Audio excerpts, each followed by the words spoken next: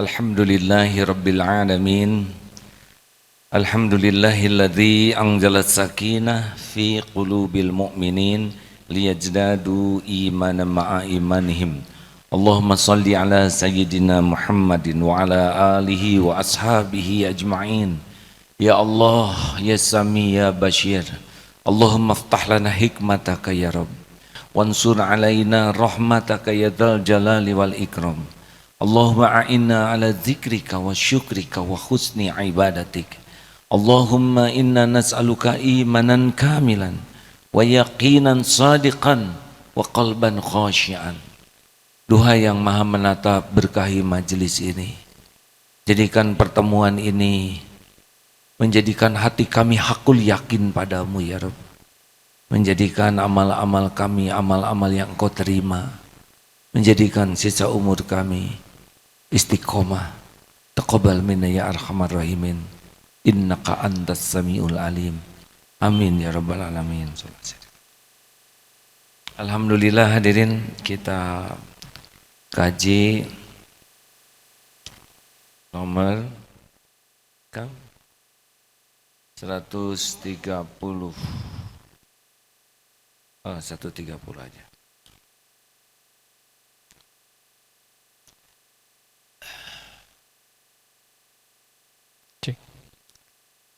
Kajian Al-Hikam nomor 130. Bismillahirrahmanirrahim. As-salatu mahallul munajati wa ma'dinul musafati tattasi'u fiha mayadinul asrari wa tashruku fiha syawarikul anwari. Salat itu sebagai tempat bermunajat ataupun menyampaikan hajat kepada Allah serta memanjatkan puji syukur, dan sebagai tempat pembersihan hati dari berbagai kotoran. Leluasa di dalamnya datangnya berbagai rahasia-rahasia Allah dan terbit terang padanya cahaya-cahaya ilmu dan ma'rifat. Rukun Islam sesudah syahadat adalah sholat. Syahadat itu ikrar dari keyakinan yang dibuktikan dengan perbuatan, dan sholat adalah tiangnya. Sholat itu zikir yang paling lengkap. Sholat itu ibaduddin, tiangnya agama. Aqimi sholat lidzikri. Tegakkanlah sholat untuk mengingat padaku. Sholat itu zikir yang paling lengkap. Sholat itu zikir dalam keadaan wudu. Tidak semua zikir kita dalam keadaan berwudu. Sholat itu zikir yang menghadap ke kiblat. Pasti ke kiblat. Tidak semua zikir menghadap kiblat.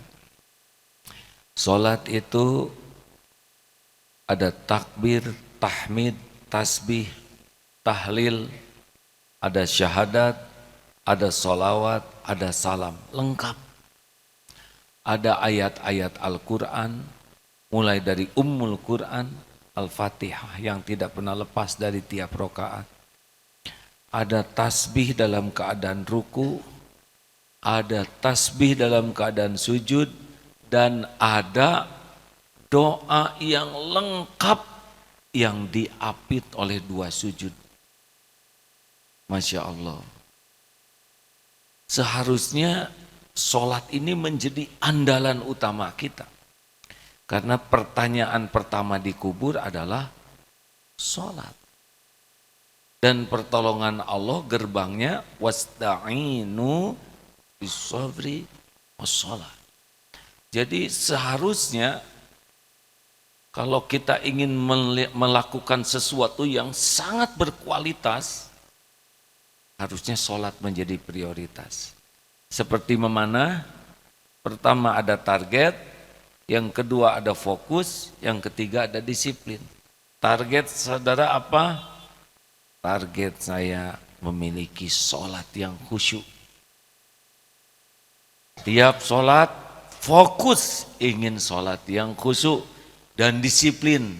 Tiap sholat dilakukan seperti itu. Nah, barulah akan lahir berbagai karunia Allah yang luar biasa bagi yang berusaha menyempurnakan sholatnya. Hadirin, jadi doa itu saripatinya ibadah,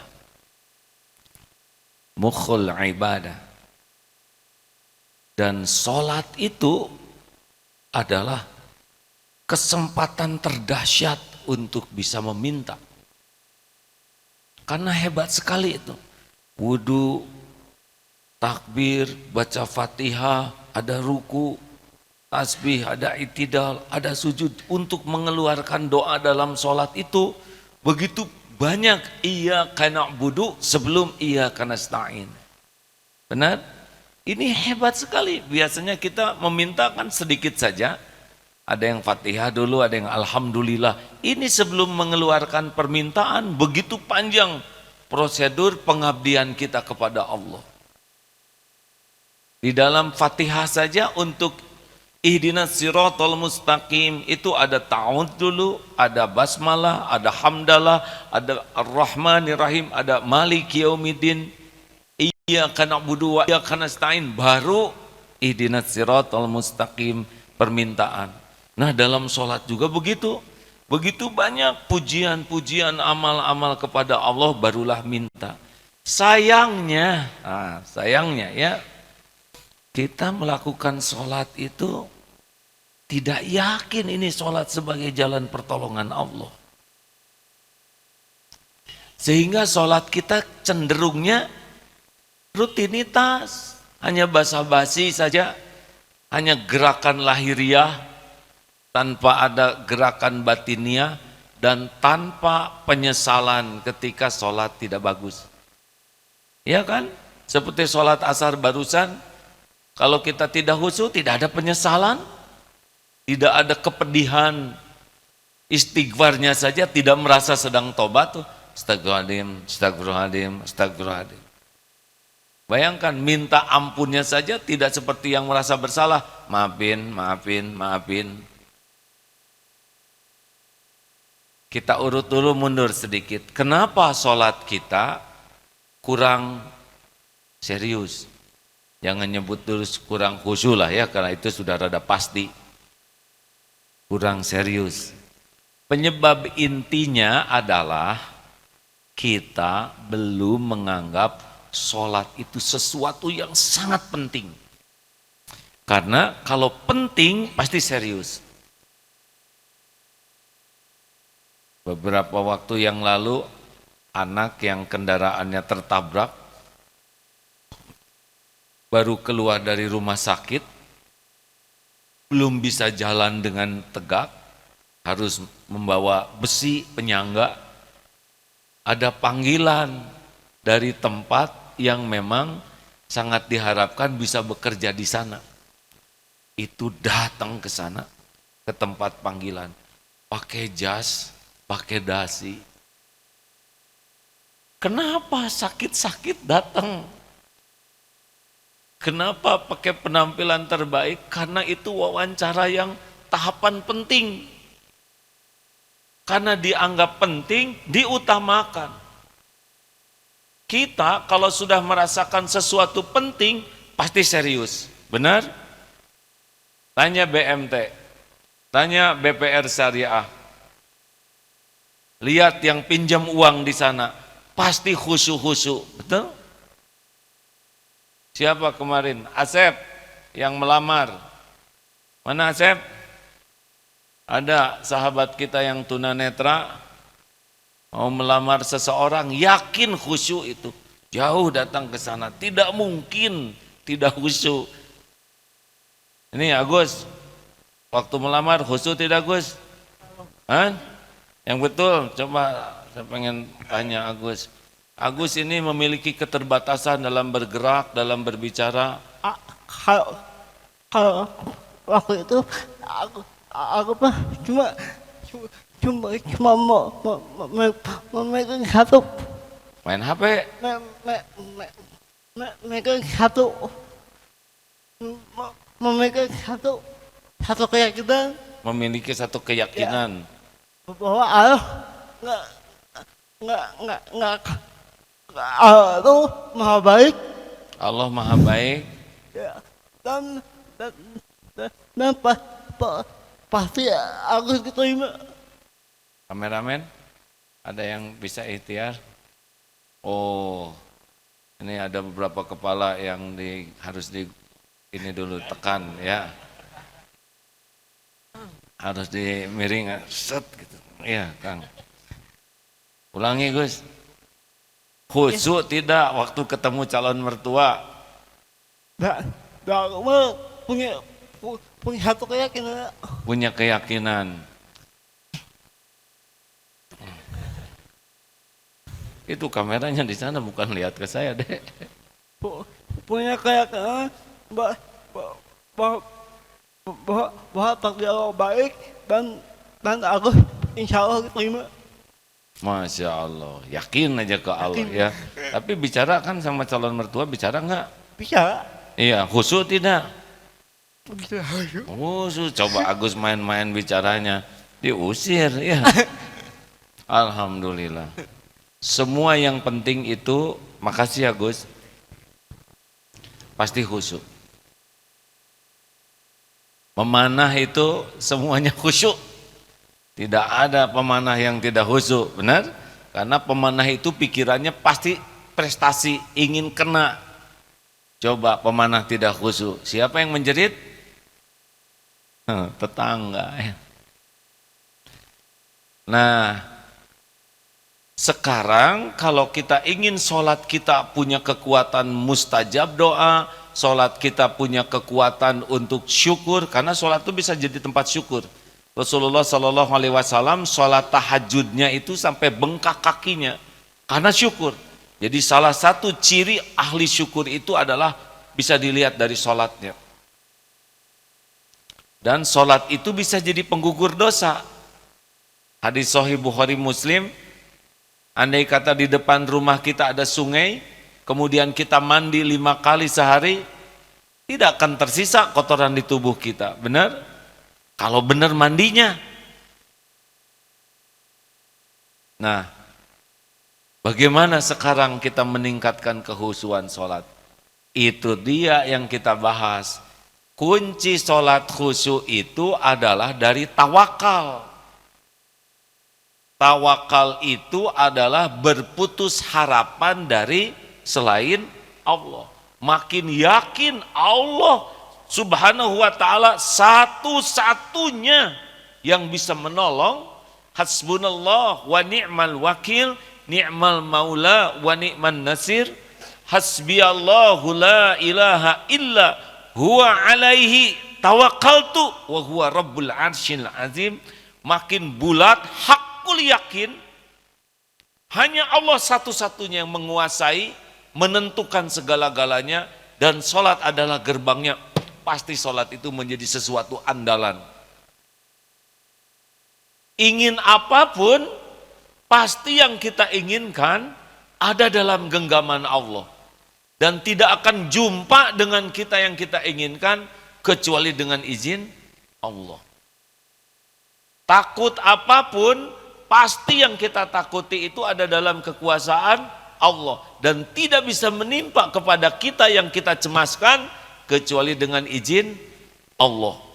Kalau kita yakin semuanya ada dalam kekuasaan Allah mutlak, maka kita akan sungguh-sungguh dalam sholat. Hati galau, siapa yang bisa menenangkan? Sholat.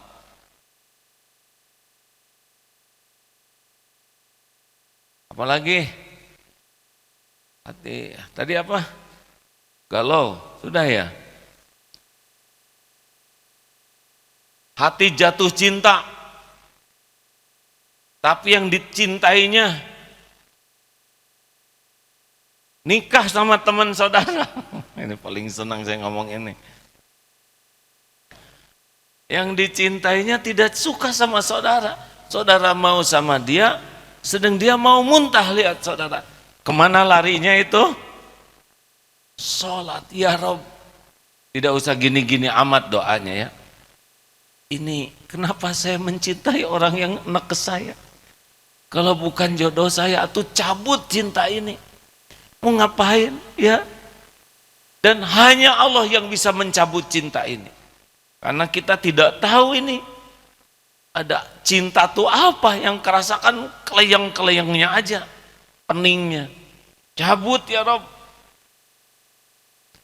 Ingin hafal Quran, adik-adik, sholat itu sebetulnya senjatanya. Karena otak ini milik Allah, daya ingat ini milik Allah. Ingin modal, Allah yang menggenggam semua rezeki.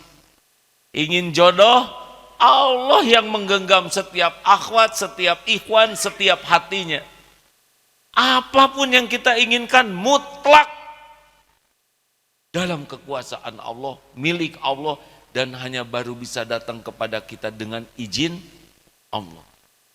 Ini saya lihat ada ibu-ibu hijabers, moms, communities. Moms ingin suami yang soleh hasan. Hijabers pasti ingin suami yang soleh kan? Ini moms artinya udah pada nikah kan? Ya? Kenapa ragu-ragu ngangguknya? Kalau ingin suami soleh, gak ada yang membulak-balik hati suami selain Allah. Susahlah nasehatin suami mampu. Nah, ibunya juga baru sadar kemarin. Tapi kalau ibu meminta ke Allah, pikiran, hati, lahir batin suami sepenuhnya ada dalam genggaman Allah. Makanya kalau cemburu, sholat. Was-was suami takut tergelincir, sholat dengan baik. Di sanalah sebetulnya inti sholat khusyuk, ketika yakin hanya Allah satu-satunya penolong kita. Satu-satunya penolong kita, tidak ada yang lain. Makanya selain kita minta tolong kepada Allah dengan lisan, hati kita juga harus dilepas semua sandaran-sandaran yang selama ini jadi ada di hati. Karena kalau hati masih bersandar kepada sesuatu, masuk tuh dalam sholat kita sandaran kita. Yang bersandar ke bisnis, sholatnya bisnis terus. Yang bersandar kepada ayam, usaha ayam, pasti sholatnya teh ayam. Siapapun yang mendominasi hati kita sebagai sandaran, itu masuk dalam sholat kita. Tapi kalau kita yakin Allah penguasa, pemilik, penentu segalanya, maka kita tumpahkanlah dalam sholat yang berkualitas. Begitu hadirin. Jadi kalau kenapa ya sholatnya kurang khusyuk, pasti kurang yakin ke Allah. Kalau sudah yakin, ngejar terus sholatnya. Itulah sebabnya para ulama, ahlul yakin, para waliullah tuh sholatnya tuh banyak. Kita kan beban sholat itu. Coba ini tolong ke tamu yang datang. Bisa nggak bertamu lagi nih. Nanti taraweh mau cari masjid yang bacaannya panjang atau pendek? Jawab Bu, tamu. Oh, aman, tidak menjawab ya. Biasanya orang lebih cari yang ringkas imamnya tuh. Kenapa? Karena belum menikmati panjangnya sholat. Atau saum juga begitu. Jam berapa ya bukanya? Itu ciri-ciri tidak betah tuh. Karena yang betah dengan pahala, panjang saum itu menikmati pahalanya. Nah rekan-rekan sekalian, jadi mari kita sekarang rontokkan, robohkan sandaran-sandaran di hati kita. Yang kita harap dan kita cemaskan, kecuali kembalikan semuanya ini hanyalah ada dalam kekuasaan Allah. dari tawakallah hadirin, pintu terdekat bisa sholatnya lebih baik. Ketika roboh sandaran yang lain dan hanya Allah sebagai penolong kita, dan Allah sudah menjanjikan gerbangnya itu wasta'inu bisabri wassalah, maka kita akan serius. Ketika kita sadar bahwa semua keinginan kita itu ada dalam kekuasaan Allah dan sholat itu tempat munajat, maka nanti serius sholatnya. Ketika kita tahu bahwa dosa kita melimpah dan Allah memberikan ampunan lewat sholat, maka kita akan serius sholatnya. Jadi ikhtiar kita yang awal supaya sholat kita lebih berkualitas adalah merobohkan sandaran-sandaran, harapan-harapan, begantungan-gantungan, tidak ada lagi selain Allah. Sepanjang masih bersandar ke sana sini, sholatnya pasti ke sana sini pikirannya.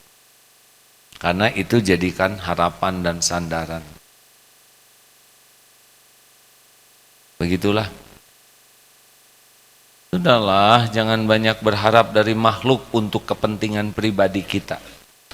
Jangan ingin dipuji, jangan ingin nunggu diterima kasihi, jangan ingin dikagumi, jangan ingin sibuk dihargai, jangan ingin dibalas budii, jangan ingin diberi, termasuk jangan menuntut orang mencintai. Udah lempeng saja, dan kita nggak bisa membulak-balik hati orang. Lempeng saja, lakukan yang terbaik. Kan kalau bergaul dengan makhluk tuh cuma 3 rumusnya. 1, jangan berharap-harap, jangan berharap apapun untuk kepentingan pribadi kita seperti yang dikatakan tadi. 2, berharaplah orang lain jadi dekat dengan Allah, jadi dicintai Allah. Itu boleh hadirin. Berharap istri jadi dicintai Allah, berharap anak jadi soleh, bagus. Berharap umat dapat hidayah, bagus. Yang jangan tuh berharap dia ngasih sesuatu, dia ini ke kita, jangan. Tapi berharap dia jadi dekat dengan Allah, bagus. Dan yang ketiga, berharaplah diri kita bermanfaat bagi orang lain. Berharap diri jadi jalan rezeki, diri jadi jalan ilmu, diri jadi jalan hidayah. Berharap kita jadi jalan bagi hamba Allah yang lain, bagus. Tapi kalau ngarep-ngarep sesuatu yang ada di tangan orang, jangan. Sakit di sini. Demikian hadirin sekalian, mudah-mudahan ada hikmah dan manfaatnya. Baik, tukar pikiran. Kalau tidak ada pertanyaan, alhamdulillah, ini sangat bijaksana sekali. Memang sekarang itu yang penting adalah jangan mempersulit orang lain. Ya.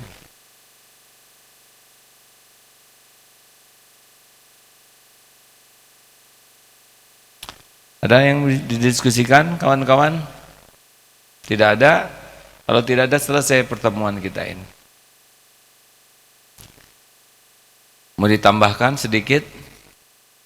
Sesudah kita yakin hanya Allah sebagai penolong, kita jadi melihat sholat itu kayak mengetuk pintu. Sholat itu seperti kita datang kepada yang bisa menyelamatkan dan melindungi kita satu-satunya. Ya, sholat itu seperti kalau kita mau menggelantung satu-satunya pegangan kita, pasti serius itu. Nah, yang kedua, kalau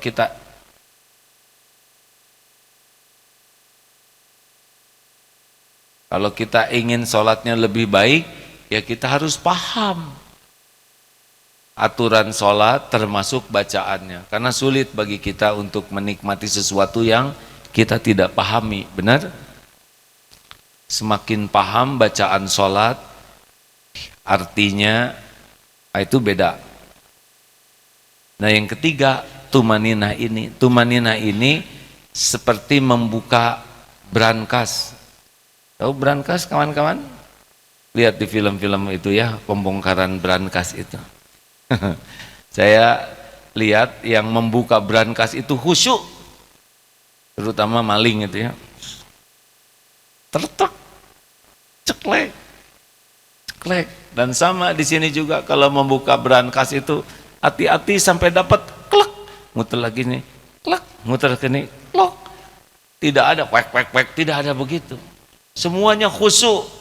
Nah, coba kalau sholat kita semuanya tahapan itu masuk, Allahu Akbar, kelak dapat tuh takbirnya tuh.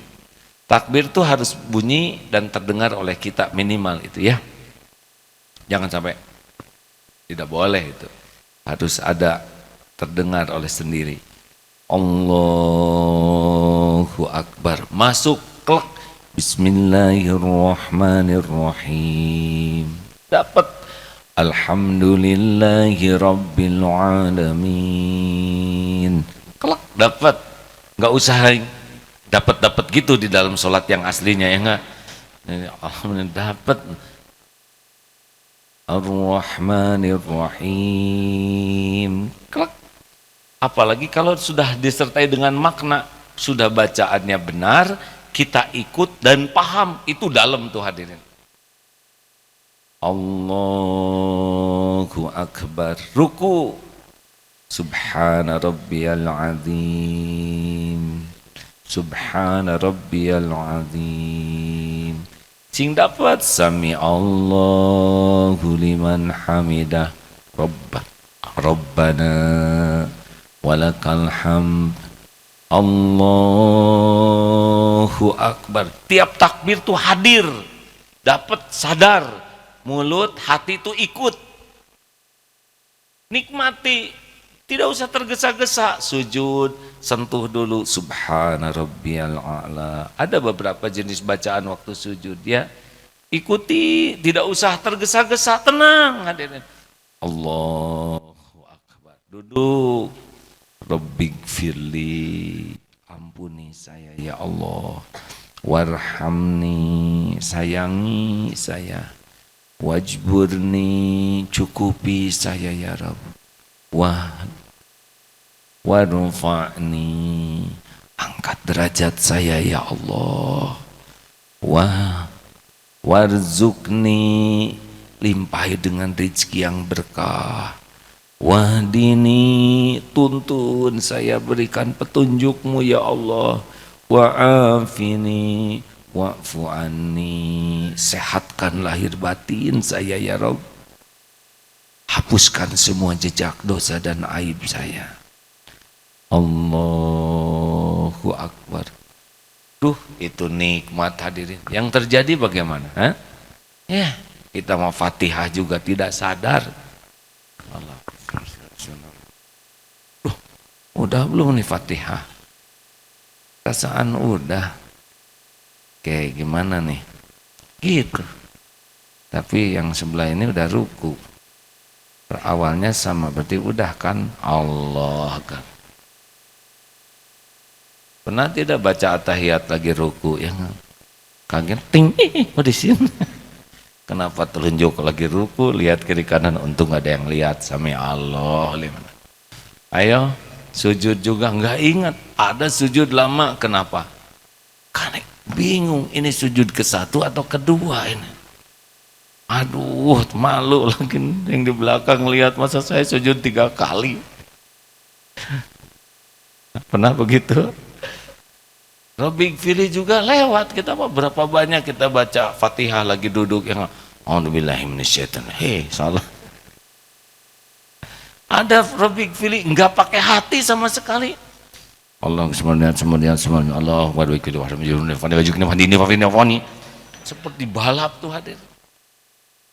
Coba saudara pinjam uang ke BMT ngomongnya kayak itu, ibu ke suami nanti kalau minta sesuatu ya ngomongnya seperti ibu sholat tuh, minta duit pas sekarang juga saya buat beli kosmetik, buat makanan buat anak-anak. Boro-boro dapat uang, kata suami, istri saya makan apa? Benar-benar kita sering sekali Rabbighfirli itu nggak pakai hati. Saat terpenting dalam meminta Rabbighfirli warhamni wajhuni warjukni wadini Allahumma semuanya Allah kata itu barakatuh salawatu taibatillah. Ngelamun kemana-mana, jarang ingat lagi syahadat, jarang ingat lagi sholawat. Ingatnya ketika udahan, astagfirullahaladzim, astagfirullahaladzim. Assalamualaikum, assalamualaikum, assalamualaikum, assalamualaikum, assalamualaikum, assalamualaikum, assalamualaikum. Aduh, itu mah sepertinya bukan sholat ya. Sebetulnya sholat kita tuh lebih banyak memerlukan ampunan Allah daripada memerlukan pahala. Karena ngaco. Lihat upacara, coba kalau lagi upacara kenegaraan.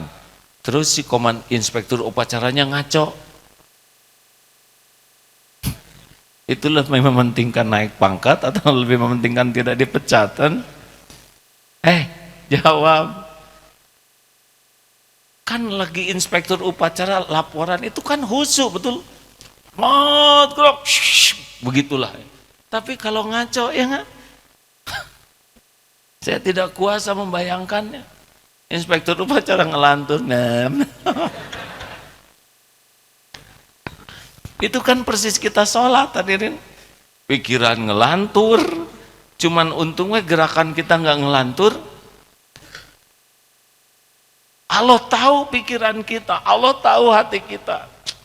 Makanya kita tuh lebih memerlukan ampunan Allah dari ibadah kita tuh. Sayangnya kita istighfarnya saja tidak tobat ya. Sesudah sholat astagfirullahaladzim, astagfirullahaladzim, astagfirullahaladzim. Tidak ingat kita sedang tobat. Jadi itulah masalah kita. Jadi kesimpulannya marilah kita buat target dalam hidup kita ini. Melepas di hati kita sandaran, harapan, penggantungan. Lepas di hati ini selain hanya Allah. Yang kedua, targetlah memiliki sholat yang berkualitas, yang baik, yang khusyuk. Dan fokus kita jaga sholat kita ini sebagai andalan kita mendapatkan pertolongan Allah Subhanahu wa Ta'ala. Terima kasih hadirin. Tidak ada pertanyaan.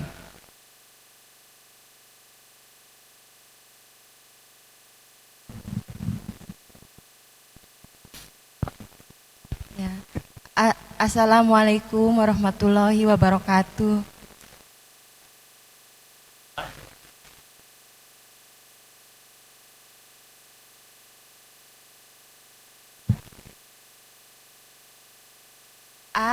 Mau nanya ini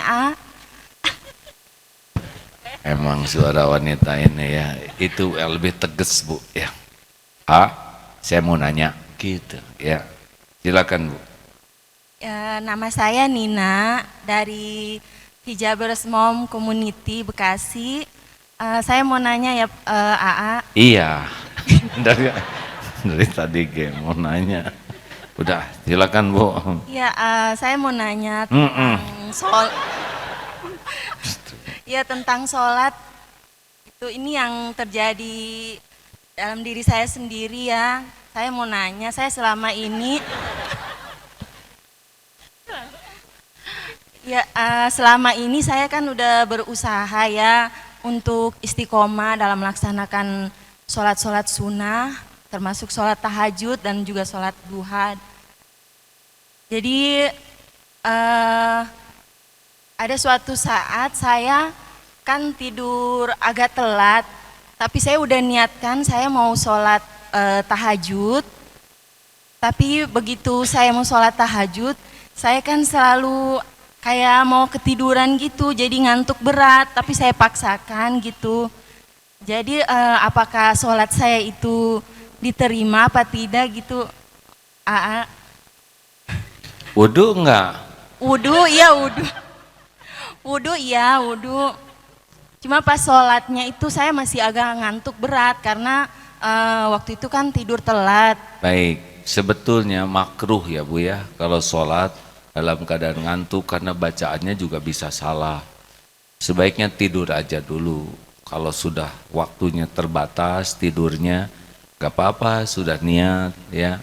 Daripada dipaksakan sholat ngelantur gitu. Tapi beberapa santri memang ngantuk terus ya, jadi ada alasan.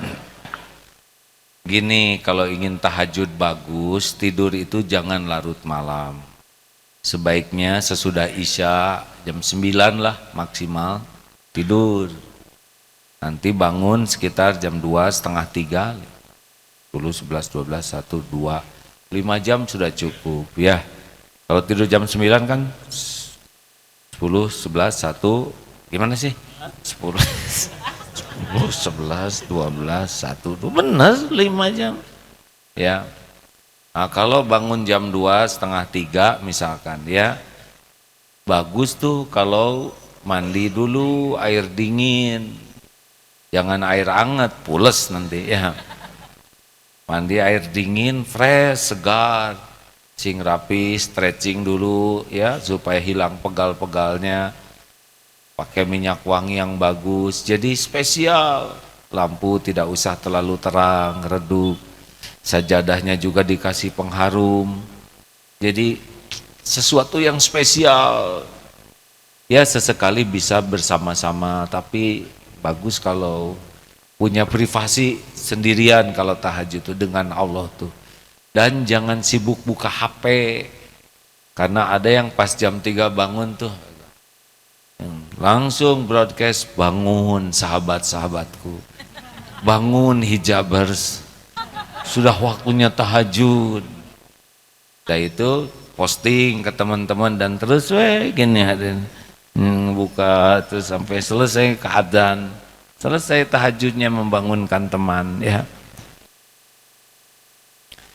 Kalau bisa dijauhkan dari HP, karena tahajud bersama dengan HP tiap rokaat buka terus.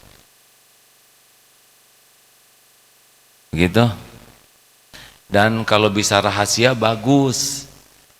Jadi tidak harus orang lain tahu kita sedang tahajud. Gimana kalau membangunkan keluarga? Boleh, bagus. Tapi kalau ada suami di dekat ibu, kemudian ibu jadi acting, maka cari aja tempat yang lain. Kan ada yang suka acting nangis ya. Ya Allah. Padahal air matanya tuh bekas menguap, tapi dibiarin supaya kelihatan khusyuk. Kenapa mah? Enggak apa, lagi ngedoakan papa supaya tidak berpaling ke lain hati. Itu namanya strategi, dan Allah tahu akal-akalan gini. Harus ikhlas semuanya. Memang tidak mudah kalau kita beramal diketahui orang lain. Kecenderungannya kita tuh senang kalau orang lain tahu amal kita. Dan itu bisa menghilangkan pahalanya kalau tidak hati-hati ya. Begitu Bu. Ya, terima kasih AA. Ya, kembali Bu. Sok atuh. Assalamualaikum warahmatullahi wabarakatuh. Waalaikumsalam, itu bagian saya Bu. Harusnya waalaikumsalam gitu ya. Dah? Puas? Ibu-ibu, udah ibu-ibu masih sibuk selfie wae ya enggak? Amak nih. Assalamualaikum A. Waalaikumsalam Mau Bu. tanya lagi boleh? Boleh. Tapi di luar topik A. Tentang kematian husnul khotimah. Oh boleh. Seandainya ada orang bilang kecelakaan karena ketabrakan ya, tabrakan itu su'ul khotimah. Ada yang bilang kalau dalam keadaan puasa bisa jadi husnul khotimah. Nah sebetulnya kematiannya husnul khotimah itu seperti apa sih A? Husnul khotimah itu akhir hayat yang baik. Dalam keadaan Baik. baik. Enggak, maksudnya nauzubillah min dzalik, apakah dia sedang sujud atau dalam keadaan dia beribadah atau dalam keadaan apa gitu, A? Macam-macam. Macam-macam ya. Ya, meninggal melahirkan juga bisa syahid. Kalau meninggal karena kecelakaan apakah bisa disebut husnul khotimah? Tergantung. Amal dan perbuatannya? Iya. Oke. Baik. Soalnya pernah dengar enggak ya dari beberapa ustadz.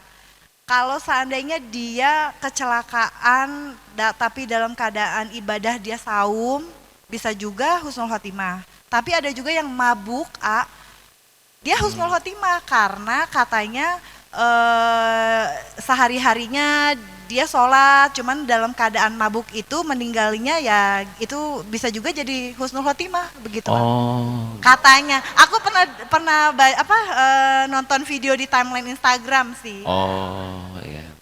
Yang benar yang mana, A? Menurut ibu yang mana yang benar? Gak tahu, makanya saya nanya atau kumaha si A. Benar-benar hijabers ini mah. Ya nanya sendiri, ya jawab sendiri. Hampura ya, Ayah. Ya, ya hampura Bu. Jadi Allah yang tahu seseharinya setiap saat orang. Tabrakan itu kan rahasia kematian tuh 3. 1, waktu. Kita akan meninggal pada waktu yang sudah ditetapkan Allah. Tidak bisa mundur, tidak bisa maju walau sesaat. Yang kedua, tempat. Kita akan mendatangi tempat kematian kita. Maka kita minta ke Allah supaya matinya di tempat yang baik. Yang ketiga, cara. Kita tidak tahu cara kematian kita seperti apa. Tapi itu semua urusan Allah. Urusan kita ya satu saja. Bagaimana supaya meninggal kita husnul khotimah. Yang namanya sukses selama hidup di dunia yaitu husnul khotimah. Harta, gelar, pangkat, jabatan itu cuman casing saja. Sukses itu kalau pas mati baik itu selamat husnul khotimah. Nah, supaya husnul khotimah caranya sederhana. Akhir yang baik, supaya akhirnya baik maka setiap saat berbuat baik, berpikir baik, berkata baik, berhati baik. Itu saja sekarang kerjaan kita. Disebutnya innallaha yuhibbul muhsinin. Bagaimana kalau orang itu ngomong jelek ke kita? Lah, itu kan bukan urusan kita, itu urusan dia. Dia menghina saya, loh mirip dah dengan Rasul. Rasul juga mulia dihina. Masa kita yang hina betulan gak ada yang menghina? Orang ngomong jelek ke kita tuh urusan dia. Urusan kita adalah mulut kita, pikiran kita, hati kita. Lalu harus bagaimana kalau dia ngomong jelek, apa kita balas ngomong jelek? Kalau gitu gak ada bedanya. Kalau dia bisa ngomong jelek, kita bisa ngomong baik. Baru beda. Makanya baik aja lah hidup menjadi orang baik. Suami saya galak. Berarti ibu bersyukur, ibu nggak galak, ya kan? Nggak sampai dua-duanya galak. Iya, kalau suami marah-marah, ibu nggak usah sakit hati. Ibu harusnya, alhamdulillah ya Allah, bukan saya yang jadi pemarah, gitu. Seperti ibu hilang dompet, harus bersyukur, bukan ibu copetnya, ya. Pertama ibu bersyukur, yang kedua ibu bisa tobat, karena siapa tahu ada rezeki yang tidak pernah ditunaikan haknya. Yang ketiga ibu juga syukur, bakal punya dompet baru, gitu. Ibu teh ngedengerin nggak saya nanya teh? Nah begitu Udah cukup ya? Oh Bapak. Ya Pak. Assalamualaikum warahmatullahi wabarakatuh. Yang saya hormati Agin, ada pertanyaan. Sebagaimana kita tahu bahwa posisi terdekat dari makhluk itu ketika sholat, sebagaimana tadi disampaikan. Ketika sujud ya. Ketika sujud itu lebih tepatnya lagi. Yang menjadi pertanyaan, seandainya kita mempunyai keinginan-keinginan yang spesifik gitu, mungkinkah itu dipanjatkan ketika sholat? Masalahnya sejauh yang saya tahu, ketika sholat kita tidak boleh berbicara selain bahasa Arab, kemudian dan kita juga tidak pandai berbahasa Arab kan gitu.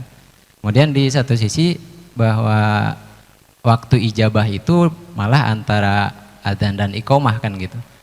Saya belum tahu apakah ada salah satunya itu dalam sholat gitu, dan bagaimana prakteknya seandainya kita ingin berdoa dalam sholat untuk keinginan-keinginan yang spesifik tadi ya. Itu aja, terima kasih. Ya, Warahmatullahi wabarakatuh. memang dalam sujud tuh dilarang membaca Quran. Ini juga beda pendapat sebagian ulama, kecuali doa yang memang diniatkan doa, bukan diniatkan baca Quran. Ada beberapa doa dari Al-Quran, tapi niatnya berdoa, bukan niat membaca Quran, itu dibolehkan. Yang selanjutnya ada misalkan orang yang memang tidak punya kemampuan, ini juga mendengar ya, ulama ada yang strike tidak boleh dengan bahasa yang lain, tapi ada juga ulama ini orang ini memang sangat terbatas ilmunya, tapi ada keinginan minta ke Allah. Nah, itu juga ada yang membolehkannya. Solusinya adalah kita sekarang yang kita inginkan pelajari dalam buku doa sehingga nanti kita berdoanya ada terwakili dengan doa. Jangan sampai kita nggak nambah doanya selain Bismika Allahumma ya amud dan Allahumma barik lana. Itu terlalu tradisional ya hadirin, bukan salah tapi kan kurang indah ya tiap sujud Allahumma barik lana fima rojaktana wakina azabannar. Ini seperti jin itu kan, ada yang genderuwo yang suka nakut-nakutin, tapi ketika ada anak TK Quran dia langsung lari terbirit-birit, karena ketika jin menakut-nakuti si anak ini cuman hafal satu doa, Allahumma barik, aduh gua mau dimakan gitu katanya. Ini kesalahpahaman genderuwo hadirin.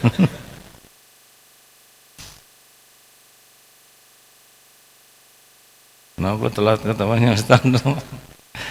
Gitu Pak, silakan buka sekarang di YouTube, banyak ulama yang berpendapat dengan dalil yang lebih lengkap dari yang dapat saya sampaikan. Ya, menyikapi perbedaan pendapat, kata kuncinya adalah belajar lebih banyak, lebih dalam. Sesudah itu kita pilih yang paling kita yakini dan hormati pilihan yang lain. Allahumma salli ala Sayyidina Muhammadin wa ala alihi wa ashabihi ajma'in.